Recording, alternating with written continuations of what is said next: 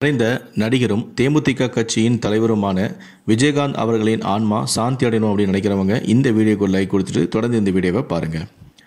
தமிழ் சினிமாவின் மாபெரும் நடிகரும் தேமுதிக கட்சியின் முன்னாள் நிர்வாகியுமான விஜயகாந்திற்கு சொந்தமான ஆண்டாள் அழகர் திருமண மண்டபத்தை கலைஞர் ஆட்சியில் பாலம் கட்டுவதாக கூறி அவரின் மண்டபம் அமைந்திருந்த 1 ஏக்கர் நிலத்தை அரசு அபகரித்து கொண்டது.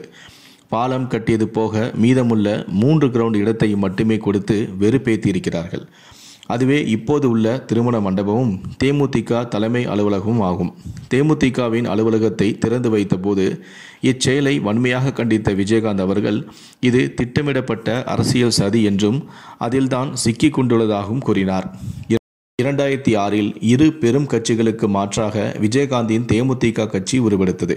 இதை முற்றிலும் எதிர்பாராத அரசியல் பிரமுகர்கள் அவரை வீழ்த்தும் பொருட்டு அவருடைய உளவியல் ரீதியாக அவரை காயப்படுத்த காத்து கொண்டிருந்தனர். அதன் முக்கிய சம்பவம் தான் பாலம் கட்டுகிறேன் என்ற பெயரில் மண்டபத்தை இடித்தது.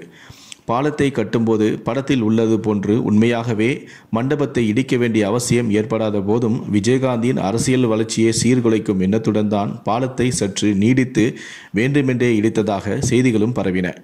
சில இடங்கள் மனதிற்கு பிடித்தமானவையாகவும் உயிரோட்டமாகவும் நினைவுகளை சுமந்தவையாகவும் இருக்கும். சொந்த உழைப்பில் கட்டப்பட்டது உயிருக்கும் மேலானதாக இருப்பதில் தவறில்லையே. உன் காலண்டரில் குறித்து வைத்துக்கொள் என்று எழுந்த அண்ணாமலையைப் போல அவரின் அரசியல் வாழ்க்கைக்கு அச்சாரமாக அமைந்தது இந்த சம்பவமாகும். அதன் பிறகு மாற்று சக்தியாக உருவெடுத்த விஜயகாந்த் தேர்தலில் அபாரமாக வெற்றி பெற்று குறைந்த காலத்திலேயே தமிழ்நாட்டின் எதிர்க்கட்சி தலைவராகவே உயர்ந்தார்.